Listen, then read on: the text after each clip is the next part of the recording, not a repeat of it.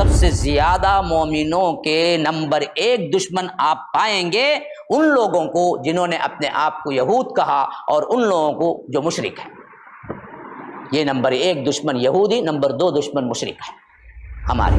بعض صحابہ تو یہاں تک آئے تھے کہ اللہ کے رسول سے پوچھا تھا کہ اللہ کے رسول ہم دراصل کیا ہے، نامرد بن جائیں تاکہ ہم عورت کی ضرورت ہی محسوس نہ کریں، صرف اللہ کی عبادت میں لگ جائیں۔ تو اللہ کے رسول نے منع کیا کہ میں اجازت نہیں دیتا کہ تم نامرد بنو۔ تو لا تحرموا طیبات، کہ کیوں حرام کرتے ہو طیبات کو، ما حل اللہ لکم، جو اللہ نے حلال کر دیا ہے، کہ ولا تعتدوا، حد سے آگے جو جتنا حلال ہے وہ سب تم استعمال کرو، حرام تک نہ جاؤ۔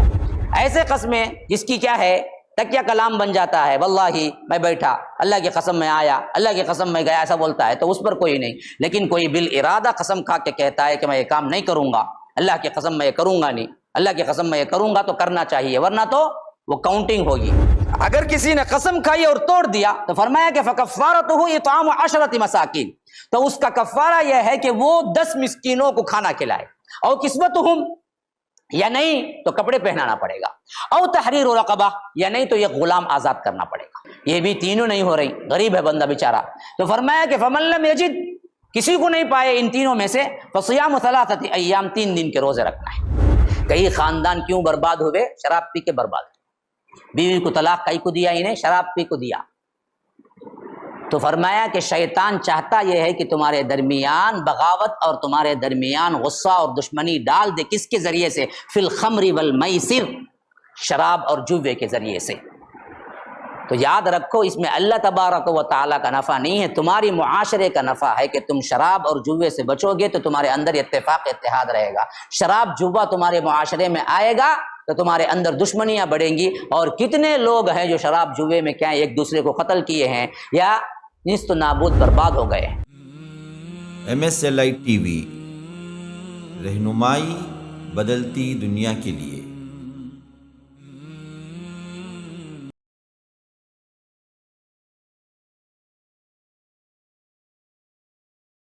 ان میں سے اکثر کو آپ دیکھیں گے کہ وہ کافروں سے دوستی، ہاں اللہ تبارک و تعالیٰ نے ان سے دشمنی کرنے کا حکم دیا ہے تو یہ دوستی کریں گے، یتولون الذین کفروا، کافروں سے دوستی کریں گے۔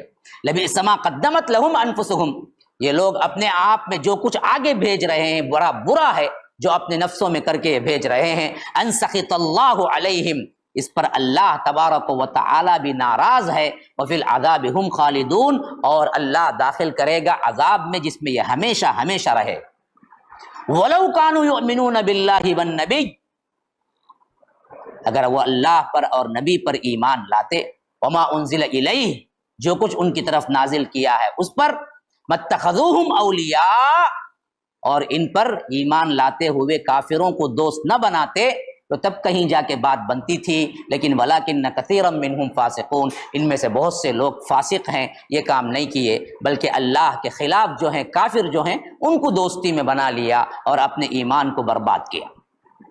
اب آخری آیت وہ ہے جو سورہ خاص طور پر پارے لا يحب اللہ 6 پارے کی آخری آیت اور شدید ترین آیت ہے۔ لَتَجِدَنَّ أَشَدَّ النَّاسِ عَدَاوَةً لِّلَّذِينَ آمَنُوا الْيَهُودَ وَالَّذِينَ أَشْرَكُوا، اے اللہ کے رسول صلی اللہ علیہ وسلم آپ ضرور بھی ضرور پائیں گے سب سے زیادہ سخت ترین دشمنی میں ان لوگوں کو جو ایمان والوں کے خلاف ہوں گے۔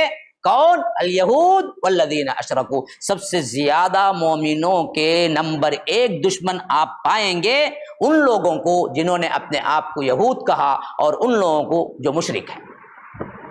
یہ نمبر 1 دشمن یہودی، نمبر 2 دشمن مشرک ہے ہمارے۔ اب ان کو آپ دوستی سمجھ کے کیا ہیں بڑی بڑی پارٹیاں کرتے پھریں، ورنہ تو رب نے تو بتا دیا کہ دیکھو یہ یہودی پکا دشمن ہے تمہارا، پہلا نمبر 1 دشمن ہے۔ اب تم کیا ہے اسرائیل کے لیے دروازے کھولتے رہو تو کھولتے رہو، یہود و نصارہ کے گن گاتے رہو تو گاتے رہو۔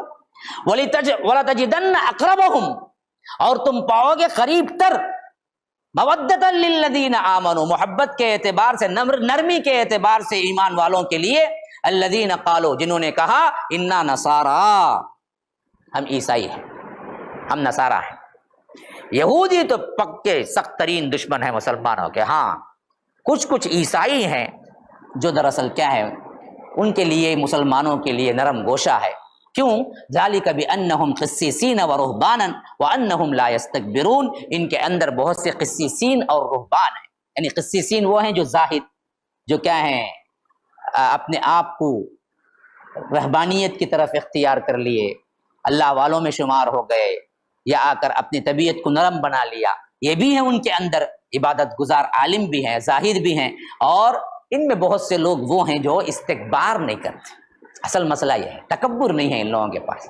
وہ بات آج بھی ہے، اگر آپ ہم بنظر غیر دیکھیں گے تو عیسائیوں کے پاس آج بھی ہے کہ وہ تکبر کے علامات نہیں ہوں گے، اور عام عیسائی آج سب سے زیادہ مسلمان ہو رہے ہیں، یاد رکھیے، یہودیوں میں تو کوئی نہیں ہو رہا ہے۔ وَإِذَا سَمِعُوا مَا أُنزِلَ إِلَى الرَّسُولِ تَرَىٰ أَعْيُنَهُمْ تَفِيضُ مِنَ الدَّمْعِ مِمَّا عَرَفُوا مِنَ الْحَقِّ يَقُولُونَ رَبَّنَا آمَنَّا فَاكْتُبْنَا مَعَ الشَّاهِدِينَ۔ اب یہ 7ویں پارے کی پہلی آیت ہے، میں تو سوچ رہا تھا کہ ختم کر دوں، لیکن مضمون نہیں ختم ہو رہا ہے، اس واسطے کہ ان کے اندر قسیسین ہیں، رہبان ہیں، یہ مسلمانوں کے قریب ہیں۔ کیوں؟ فرمایا کہ وَإِذَا سَمِعُوا مَا أُنزِلَ إِلَى الرَّسُولِ، جو کچھ رسول کی طرف نازل کیا گیا ہے جب اسے سنتے ہیں تو آپ دیکھتے ہیں کہ ان کی آنکھوں میں آنسو آ جاتے ہیں۔ تَرَىٰ أَعْيُنَهُمْ تَفِيضُ مِنَ الدَّمْعِ مِمَّا عَرَفُوا مِنَ الْحَقِّ، اور یہ حق کو پہچان لیتے ہیں، کہتے ہیں کہ یقولون ربنا، اے ہمارے رب، آمنا، ہم ایمان لائے، فاکتبنا مع الشاہدین، اور ہمیں شہادت دینے والے، گواہی دینے والوں میں سے ہم کو لکھ لے۔ تو عیسائیوں میں بہت مسلمان ہوئے، جب بھی ان کو معلوم ہو گیا کہ اللہ کے رسول برحق ہیں تو انہوں نے کیا کیا؟ اپنے ضد پر اڑے نہیں رہے، بلکہ انہوں نے کیا کیا؟ مسلمانوں کے ساتھ آئے اور اپنا تن بندھن لگایا۔ پھر فرما رہا ہے کہ وَمَا لَنَا لَا نُؤْمِنُ بِاللَّهِ وَمَا جَاءَنَا مِنَ الْحَقِّ وَنَطْمَعُ أَن يُدْخِلَنَا رَبُّنَا مَعَ الْقَوْمِ الصَّالِحِينَ۔ یہ رب پر کیوں نہیں ایمان لے آتے، یعنی یہ کیوں نہیں ایمان لائیں گے جبکہ ان کے پاس حق آ گیا ہے، اور ان کو طمع ہے، ان کو خواہش ہے کہ اللہ تبارک و تعالی ان کو داخل کرے اپنی رحمتوں میں۔ تو یہ دراصل کیا ہے؟ چاہتے ہیں کہ صالحین کے ساتھ مل جائیں تو یہ ضرور بالضرور ایمان لے آئیں گے۔ تو عیسائیوں میں بہت سے ایمان لے آئے۔ فَأَثَابَهُمُ اللَّهُ بِمَا قَالُوا، تو اللہ تبارک و تعالی ان کے اس قول کے سبب بہت بہترین ٹھکانہ دیا۔ کون سا ٹھکانہ؟ جنات تجری من تحتها الانہار خالدین فیہا، باغات جن کے نیچے نہریں بہ رہی ہیں، جس میں وہ ہمیشہ ہمیشہ رہیں گے۔ وذالک جزاء المحسنین، ہم ایسے ہی بدلہ دیا کرتے ہیں محسنین کو۔ والذین کفروا وکذبوا بآیاتنا، رہے جن لوگوں نے کفر کیا اور اس کے بعد ہماری آیتوں کو تکذیب کی، اولئک اصحاب الجحیم، یہی ہیں دراصل اصحاب نار، جہنم والے، آگ والے جو جہنم میں داخل ہوں گے۔ یا ایھا الذین آمنوا، اے لوگو جو ایمان لائے ہو، لا تحرموا طیبات ما احل اللہ لکم ولا تعتدوا، دیکھو اللہ تبارک و تعالی نے جو کچھ بھی تم پر حرام کیا ہے، پاکیزہ چیزیں جتنے بھی ہیں وہ سب کے سب تم اپنے لحاظ سے حرام مت کر لو، جو کچھ بھی اللہ نے حرام کیا وہاں تک رک جاؤ، حد سے آگے۔ یہ دراصل تقوی کا ایک دوسرا پوزیشن ہے۔ اس حد تک تقوی چلا گیا کہ بہت سے حلال چیزیں بھی نہیں بھائی میں نہیں کھاتا، نہیں بھائی میں حرام سمجھتا ہوں، نہیں بھائی میں رک جاتا ہوں۔ یہ ایک طبقہ بھی کیا ہے پیدا ہو جاتا ہے جب بھی شریعت کا نزول اور امت مسلمہ میں یا آ کر اصلاح کے اندر کام ہوتا ہے۔ جیسے یہودیوں نے کیا کیا تھا، رہبانیت اختیار کر لی تھی، ویسے ہی بعض صحابہ کے اندر بھی معاملہ اٹھا تھا کہ حلال جو چیزیں ہیں ان سے بھی رک جائے۔ بعض صحابہ تو یہاں تک آئے تھے کہ اللہ کے رسول سے پوچھا تھا کہ اللہ کے رسول ہم دراصل کیا ہے نامرد بن جائیں تاکہ ہم عورت کی ضرورت ہی محسوس نہ کریں، صرف اللہ کی عبادت میں لگ جائیں۔ تو اللہ کے رسول نے منع کیا کہ میں اجازت نہیں دیتا کہ تم نامرد بنو۔ تو لا تحرموا طیبات، کے کیوں حرام کرتے ہو طیبات کو، ما حل اللہ لکم، جو اللہ نے حلال کر دیا ہے، کہ ولا تعتدوا، حد سے آگے، جو جتنا حلال ہے وہ سب تم استعمال کرو، حرام تک نہ جاؤ۔ لیکن تقوی کا یہ معیار بالکل الٹ ہے کہ اس حد تک تم چلے جاؤ کہ اللہ نے جو حلال کیا ہے وہ بھی اپنے اوپر حرام کر بیٹھو۔ ان اللہ لا يحب المعتدین، کہ اللہ تبارک و تعالی حد سے بڑھنے والوں کو پسند نہیں کرتا۔ وَقُلُوا مِمَّا رَزَقَكُمُ اللَّهُ حَلَالًا طَيِّبًا، جو کچھ اللہ تبارک و تعالی نے رزق میں سے تم کو حلال کیا ہے پورے کے پورے پاک ہیں، کھاؤ پیو۔ وَاتَّقُوا اللَّهَ الَّذِي أَنتُم بِهِ مُؤْمِنُونَ، کہ ڈرو اللہ تبارک و تعالی سے اگر تم مومنین ہو، ایمان والے ہو۔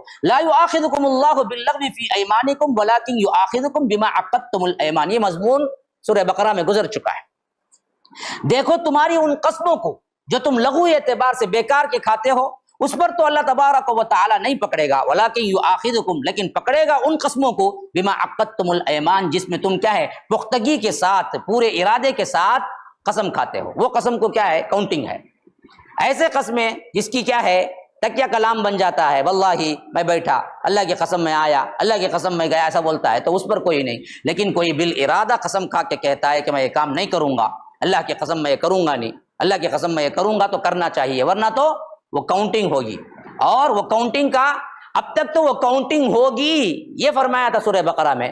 اب یہاں پر کفارہ کیا ہے وہ بتا رہا ہے۔ اگر کسی نے قسم کھائی اور توڑ دیا تو فرمایا کہ فکفارتہ اطعام 10 مساکین، تو اس کا کفارہ یہ ہے کہ وہ 10 مسکینوں کو کھانا کھلائے، من اوسط، درمیانی کھانا، ما تطعمون اہلیکم، جو تم کھلاتے ہو اپنے گھر والوں، یعنی جو تم کھاتے ہو نا اس کھانے سے 10 مسکینوں کو کھانا کھلانا پڑے گا اگر اللہ نے تمہیں پیسہ دیا ہے۔ اور کسوتہم، یا نہیں تو کپڑے پہنانا پڑے گا 10 لوگوں کو کپڑے، 10 فقیروں کو، او تحریر رقبہ، یا نہیں تو یہ غلام آزاد کرنا پڑے گا۔ قسم کھائے تمہیں اور وہ قسم کو توڑ دیا تو اس پر کفارہ کیا کیا ہے؟ پہلے سیٹنگ میں 10 مسکینوں کو کھانا، وہ نہیں ہوا کپڑے، وہ نہیں ہوا یہ غلام آزاد۔ اچھا یہ بھی تینوں نہیں ہو رہی، غریب ہے بندہ بیچارہ، تو فرمایا کہ فمن لم یجد، کسی کو نہیں پائے ان تینوں میں سے، فصیام 3 ایام، 3 دن کے روزے رکھنا ہے، 3 دن کفارے کے روزے رکھنا ہے۔ ذالک کفارۃ ایمانکم اذا حلفتم، یہ کفارہ ہے تمہاری قسموں کا جب تم قسم کھاتے ہو۔ واحفظوا ایمانکم، دیکھو اس واسطے اپنے قسموں کی حفاظت کرو۔ کذالک یبین اللہ لکم آیاتہ لعلکم تشکرون، اسی طرح اللہ تبارک و تعالی کھول کھول کر اپنی آیتوں کو بیان کر رہا ہے تاکہ تم شکر گزار بنو۔ یا ایھا الذین آمنوا، اے لوگوں جو ایمان لائے ہو، انما الخمر والمیسر والانصاب والازلام رجس من عمل الشیطان فاجتنبوہ لعلکم تفلحون۔ اب آ گئی وہ بات جو تیسرا حکم ہے شراب کے اعتبار سے، بالکل حرام کر دیا گیا اس آیت میں، جو اس سے پہلے 2 احکامات آئے تھے بقرہ میں، جس میں فرمایا کہ دیکھو اس میں گناہ بھی ہے لیکن ساتھ میں کچھ نفع بھی ہے، لیکن نفع کم ہے گناہ زیادہ ہے۔ یسألونک عن الخمر والمیسر پہلا حکم تھا۔ دوسرا حکم نساء میں پڑھے ہم، یا ایھا الذین آمنوا لا تقربوا الصلاۃ وانتم سکارى، دیکھو نشے کی حالت میں نماز کے قریب نہ جاؤ، تو دن میں پینا ہی چھوڑ دیا تھا کیونکہ نمازیں بار بار آ رہی تھی تو صحابہ پینا ایک حد تک چھوڑ دیے تھے۔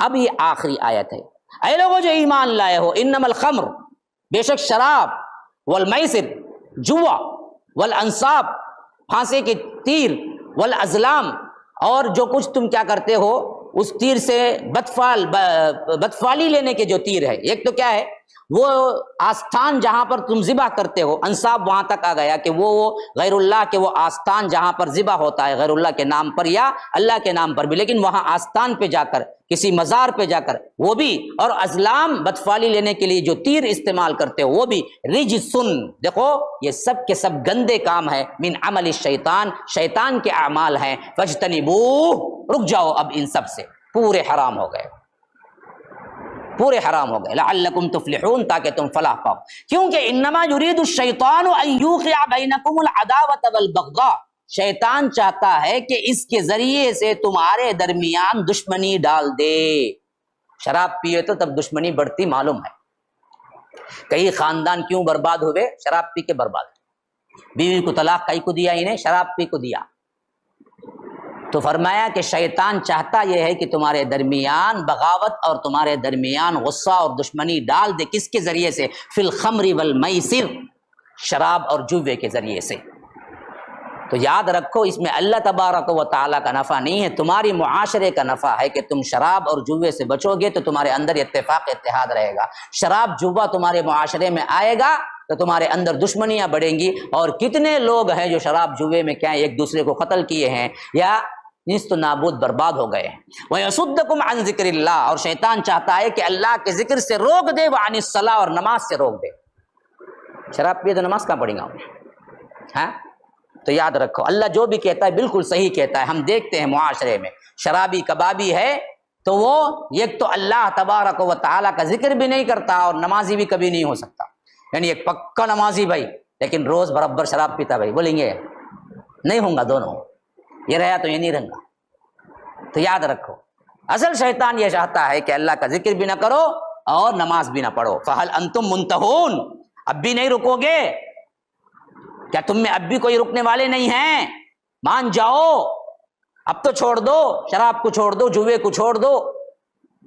اے مسلمانوں جو سنتے ہو، واطیعوا اللہ، اللہ کی اطاعت کرو، واطیعوا الرسول، اور اللہ تبارک و تعالیٰ کی، اس کے رسول کی اطاعت کرو، واحذروا، اس کی مخالفت سے ڈرو. اللہ کے رندے، رسول کے رندے، اطاعت کا حکم ہے، مخالفت کا حکم نہیں ہے. ڈرو. فَإِن تَوَلَّيْتُمْ، اگر تم پھر گئے، فَاعْلَمُوا أَنَّمَا عَلَىٰ رَسُولِنَا الْبَلَاغُ الْمُبِينُ، کہ جان رکھو کہ رسول پر جو ذمہ داری ہے نا، وہ کھلی کھلی ذمہ داری یہ ہے کہ آپ تک پہنچا دینا ہے، زبردستی کروانا نہیں ہے. ہمارے رسولوں کی ذمہ داری کھلا کھلا آپ تک پیغام پہنچا دینا ہے. لَيْسَ عَلَى الَّذِينَ آمَنُوا وَعَمِلُوا الصَّالِحَاتِ جُنَاحٌ فِيمَا طَعِمُوا إِذَا مَا اتَّقَوْا وَآمَنُوا وَعَمِلُوا الصَّالِحَاتِ ثُمَّ اتَّقَوْا وَآمَنُوا ثُمَّ اتَّقَوْا وَأَحْسَنُوا وَاللَّهُ يُحِبُّ الْمُحْسِنِينَ. ایسے ایمان والوں پر جنہوں نے ایمان بھی لایا اور عمل بھی کیا، ان پر کوئی گناہ نہیں ہے جو کچھ انہوں نے کھا لیا پی لیا. یعنی شراب ہونے سے پہلے کسی نے شراب پی لی، اب ان پر گناہ ہوگا کیا؟ نہیں، اللہ نے معاف کر دیا. حرام ہونے تک اب نہیں پینا ہے. تو فیما طعموا اذا ما اتقوا وآمنوا، دیکھو جو انہوں نے کھا لیا پی لیا، اگر وہ لوگ تقوی کے اندر رہے اور ایمان لے آئے، اور اب جب حکم ہوا پھر دراصل کیا ہے، ان کا ایمان کا درجہ بڑھ گیا، پھر انہوں نے توبہ کر لی اور پختہ مسلمان بن گئے اور اچھے طریقے سے ایمان لے آئے اور نیک عمل کرے. ثم اتقوا وآمنوا، پھر آگے بڑھے، پھر اور بھی تقوی اختیار کیا، ایمان لائے. ثم اتقوا واحسنوا، یہاں تک کہ تقوی بڑھتے بڑھتے محسن بن گئے. یہ اونچا درجہ ہے سب سے زیادہ. ان کا ایمان بڑھتا گیا بڑھتا گیا بڑھتا گیا بڑھتا گیا، یہاں تک کہ یہ محسنین میں آ گئے. واللہ یحب المحسنین، کہ اللہ تبارک و تعالی دراصل احسان کرنے والوں کو پسند کرتا ہے، محبت کرتا ہے. یا ایھا الذین آمنوا لیبلونکم اللہ بشیء من الصید تنالہ ایدیکم ورماحکم لیعلم اللہ من یخافہ بالغیب. یہاں پر بات سمجھ لیجئے تھوڑا سا. اب مضمون کیونکہ کیا ہے، گیپ ہو گئی ہے، اس واسطے میں مضمون کو جوڑنے کے لیے آپ کے سامنے بتا رہا ہوں کہ شروع ابتدائی جو سورہ مائدہ شروع ہوا اسی میں بعض چیزیں حرام اور حلال کی حیثیت سے گفتگو ہو گئی تھی، لیکن پھر بات کا رخ جو ہے وہ احکامات کی طرف بھی رہا، اور اس کے ساتھ ساتھ خصوصیت کے ساتھ نصارہ اور یہود ان لوگوں کے سلوک پر مشتمل رہا. اب پھر سورت کی اینڈنگ آ رہی ہے تو اللہ تبارک و تعالی نے وہ باتیں جو شروعات میں کی تھی پھر اینڈنگ میں بھی اس کا جو تتمہ کہہ لیجئے، یوں کہہ لیجئے کہ بات جہاں سے شروع ہوئی اس کے بارے میں کچھ احکامات ابھی باقی رہ گئے جس کی وضاحت نہیں ہوئی، تو پھر یہ وضاحت کر کے پھر آخری بات وہی یہود و نصارہ کے عقائد سے بات چیت کر کے اللہ نے اس صورت کو ختم کیا ہے. کیونکہ یہ اختتامی پوزیشن میں ہے. میں نے ہمیشہ کہا نا کہ قرآن کو ایک تقریری انداز میں سمجھیں گے تو بہت آسانی ہوگی. تقریر پورا کا پورا سورہ ایک تقریر ہے. سورہ مائدہ جہاں سے شروع ہوا یوں سمجھ لیجئے کہ تقریر ہے. اب تقریر میں بحیثیت مجموعی جو مضمون اللہ تبارک و تعالیٰ نے ابتدا میں بتایا وہ مضمون بالکل چل رہا ہے کہ احکامات شروع ہوئے اور یہود و نصارہ کے عقائد پر بحث ہوئی، درمیان میں ان کے بہت سے واقعات، تاریخی مثالیں وغیرہ سب آ گئی. پھر اس کے بعد اب اختتامی یعنی تقریر اپنے اختتام کو پہنچ رہی ہے. تو جیسے مقرر کیا کرتا ہے اختتامی طور پر اپنے تقریر کو پھر ان نکات کا ذکر کر کے اینڈ کرتا ہے، بعینہ ہی اسی طرح یہاں پر آپ دیکھ لیجئے کہ پھر ان نکات کے بارے میں بات چیت ہو گئی، حرام حلال کے طور پر جو چیزیں رہ گئی تھی وہاں ذکر نہیں ہوا اس کا ذکر ہو گیا. پھر اس کے بعد اللہ تبارک و تعالی یہود و نصارہ کے پھر عقائد پر بھی گفتگو کرے گا، اور اس طرح یہ سورہ اینڈنگ بالکل آخری اختتام پذیر ہوگی. اب آئیے اس سورت کو جب ہم اس کا مضمون سمجھ لیں گے مائدہ کا تو یہ آیت سمجھنا بہت آسان ہو جائے گا. تو فرمایا کہ یا ایھا الذین آمنوا، کہ دیکھو اے لوگوں جو ایمان لائے ہو، لیبلونکم اللہ بشیء من الصید، ضرور اللہ آزمائے گا تمہیں. اب یہاں پر آزمائش کس کی ہے؟ حلال حرام کی آزمائش ہے. کیا حرام حلال کی آزمائش ہے؟ کسی ایسے شکار کے ذریعے، لیبلونکم اللہ بشیء من الصید، صید شکار کو کہتے ہیں، کسی ایسے شکار کے ذریعے اللہ تمہیں آزمائے گا. کون سا وہ شکار بھی؟ تنالہ ایدیکم ورماحکم، جو پہنچیں گے تمہارے ہاتھوں اور تمہارے نیزوں یا تمہارے تیروں کے قریب پہنچ جائیں گے.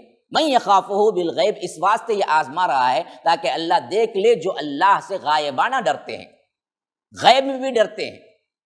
یعنی اللہ تبارک و تعالی فرما رہا ہے کہ حالت شکار میں، یعنی حالت احرام میں شکار کا حرام ہونا، ابھی نیچے آئے گی آیت، اس کے ذکر سے پہلے کیوں ہم نے حرام کیا، اس کو اللہ تبارک و تعالی واضح کرتے ہوئے فرما رہا ہے کہ دیکھو ہم تمہیں یہ آزمانے کے لیے حکم دے رہے ہیں۔ کیا حکم دے رہے ہیں؟ تم احرام کی حالت میں شکار نہیں کرنا۔ اور کیسا شکار جی؟ وہ بھی قافلہ چل رہا ہے چل رہا ہے چل رہا ہے، بھوکا پیاسا ہے، کیونکہ اس زمانے کا ذرا تصور کر لو، میقات سے احرام باندھ لیا، اب میقات سے مدینے سے اگر میقات آئیں گے تو بھی یاد رکھ لیجئے تقریباً 300 یا 200 کلومیٹر کا فاصلہ ابھی باقی ہے جہاں سے آپ کو احرام باندھنا پڑتا ہے۔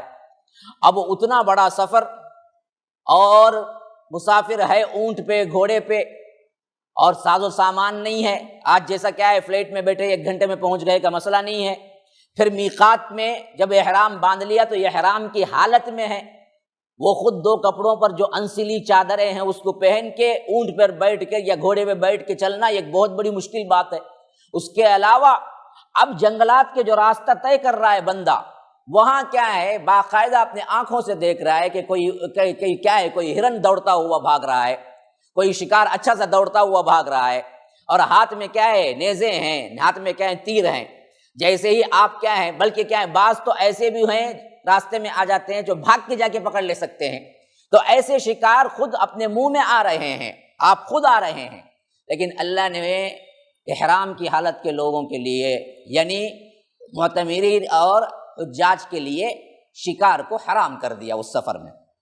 تو یہی اللہ تبارک و تعالیٰ کہتا ہے تمہارے ہاتھوں کو پہنچ رہے ہیں، تمہارے نیزوں کو پہنچ رہے ہیں، رماحکم، تیروں کو یا نیزوں کو کہتے ہیں، کہ تنالہ ایدیکم و رماحکم، تمہارے ہاتھوں کے پاس خود پہنچ رہے ہیں شکار، یا تمہارے تیروں کے انڈر میں آ جا رہے ہیں، لیکن اللہ نے تم کو وہ حرام کیا ہے صرف یہ دیکھنے کے لیے، اس سے آزمائش کی ہے، صرف یہ دیکھنے کے لیے کون ہے جو غائبانہ ڈرتا ہے، ہاں من یخافہ بالغیب۔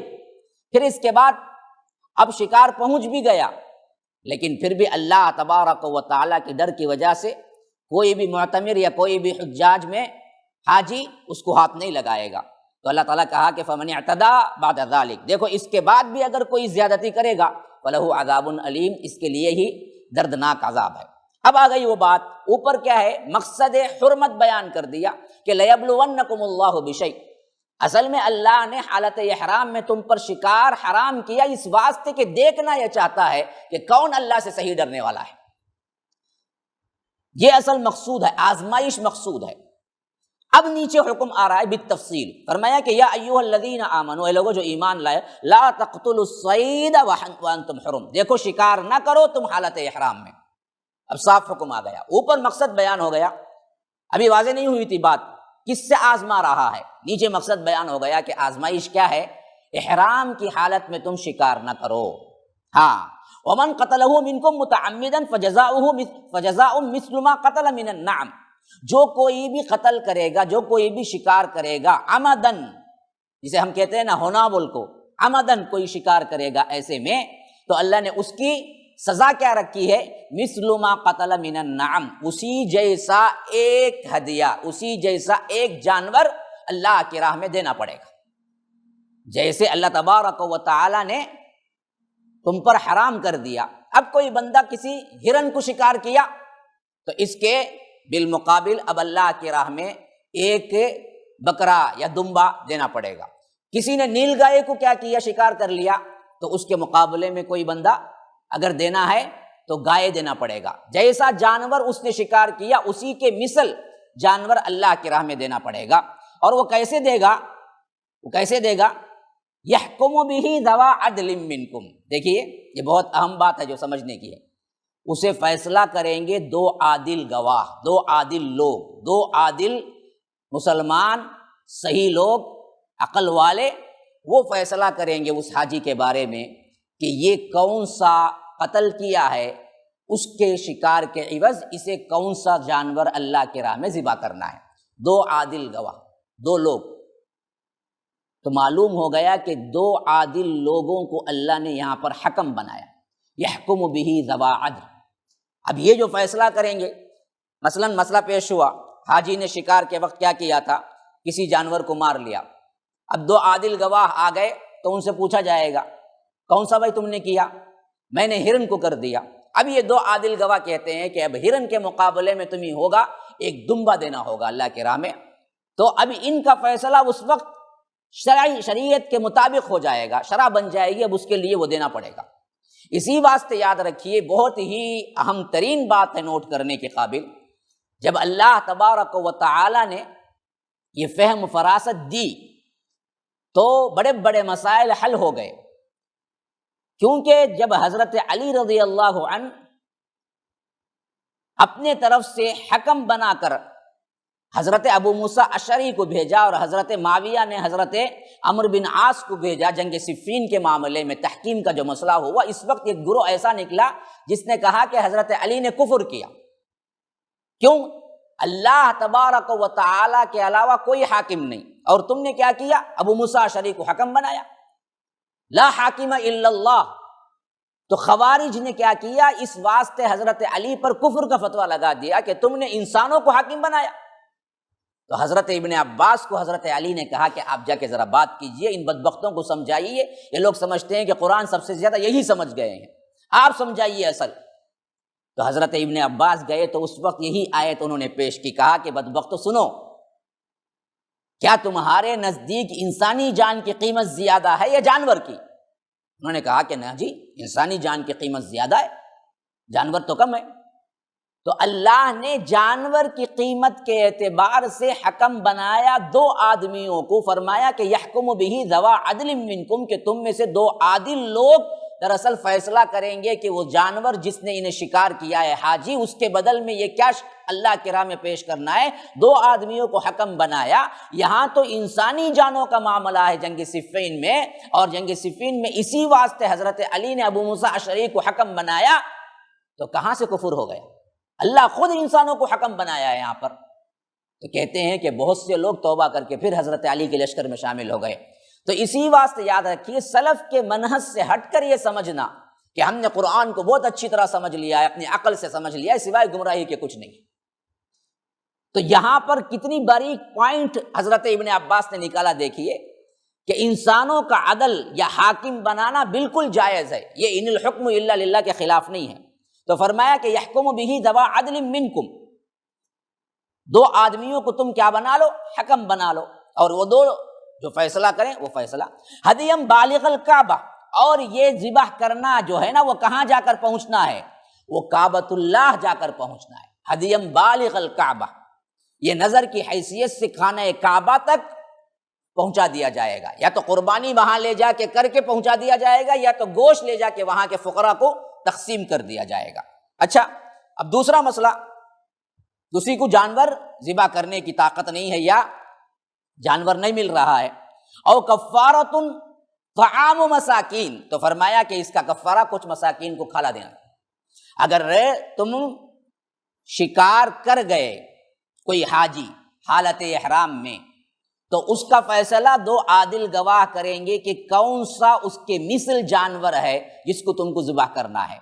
لیکن اگر جانور نہ ملے، کوئی مسئلہ ہے، تو ان کے لیے اللہ نے فرمایا کہ او کفارۃ طعام مساکین، یا اس کا کفارہ یہ ہوگا کہ مساکین کو کھانا کھلانا۔ کتنے مسکینوں کو بھائی؟ نہیں بولا۔ اچھا، اور آگے پڑھو، دیکھیے، او عدل ذالک صیاما، یا اگر وہ مساکین کو کھانا کھلانے کی بھی طاقت نہیں رکھتا تو پھر اس کے برابر وہ روزے رکھے، اتنے ہی روزے رکھے۔ اب یہ بھی نہیں معلوم کہ کتنے روزے رکھے، کتنے روزے رکھے نہیں معلوم، کتنے مساکین کو کھانا کھلائے نہیں معلوم۔ اللہ نے کس میں چھوڑ دیا؟ اللہ تبارک و تعالی اوپر دو عادل ہیں نا، ان پہ چھوڑ دیا۔ یحکم بہ ذوا عدل، دو عادل لوگوں کو انتخاب کر لو، بولا نا، وہ لوگ فیصلہ کریں گے۔ اسی واسطے فقہا کہتے ہیں کہ سب سے اہم ترین چیز یہ دیکھی جائے گی کہ کتنے آدمی اس جانور میں کھا سکتے ہیں پیٹ بھر کے۔ مثلا کسی نے کیا کیا، کسی ہرن کو شکار کر لیا، تو اب دیکھیں گے کہ ہرن میں کتنے لوگ کھا سکتے ہیں۔ مثلا کسی نے کہا کہ 20 لوگ کھا سکتے ہیں پیٹ بھر کے، تو اب اس پر ضروری قرار دیا جائے گا کہ 20 افراد کا تو کیا ہے، مساکین کو کھانا کھلانا ہے۔ نہیں بھائی کھانا کھلانے کی سکت نہیں ہے میرے پاس، تو اب دراصل 20 روزے رکھنا ہے۔ جتنا کھانا کھلانے کا تعداد آئے گی، یعنی وہ جانور جس کو شکار کیا ہے اس جانور کا کتنا کیا ہے لوگ کھا سکتے ہیں، اتنے آدمیوں کو کھانا کھلاؤ یا اتنے آدمیوں کے اعتبار سے روزے رکھو۔ او عدل ذالک صیاما، کیوں یہ سب کچھ؟ لیذوق وبال امرہ، اس واسطے کہ جو گناہ انہوں نے کیا ہے اس کا مزہ چکھے۔ اللہ کے حکم کو پامال نہ کرو۔ اللہ نے کہا کہ حالت احرام میں شکار نہ کرو، نہیں کرنا ہے، اگر کرو گے تو یہ تمام چیزیں تم پر عائد ہوں گی۔ یہ کیوں؟ تاکہ گناہوں سے بچو، اس واسطے کہ اللہ تبارک و تعالی نے تم پر کیا ہے۔ عفا اللہ عما سلف، دیکھو اس سے پہلے جو ہو گیا سو ہو گیا، یعنی اس سے پہلے حالت احرام میں جب یہ حکم نازل ہونے سے پہلے بعض لوگوں نے شکار کر لیا تو ان کا حج ہو گیا، کوئی مسئلہ نہیں، لیکن اب اس کے بعد نہیں ہوگا، اس کے بعد تم کو احتیاط کرنا لازم ہوگا۔ ومن عاد، لیکن پھر کوئی دوبارہ ارادہ کرے گا فینتقم اللہ منہ، پھر تو اللہ تبارک و تعالی ان سے انتقام لے گا۔ واللہ عزیز ذو انتقام، کہ اللہ تبارک و تعالی بڑا زبردست انتقام لینے والا ہے۔ MSLI TV، رہنمائی بدلتی دنیا کے لیے۔ دیکھو اللہ تبارک و تعالی نے کعبے کو، جو کہ بیت الحرام ہے، لوگوں کے قیام کے لیے بنایا ہے، یعنی وہاں رہنا، وہاں عبادت کرنا، وہاں آباد کرنا۔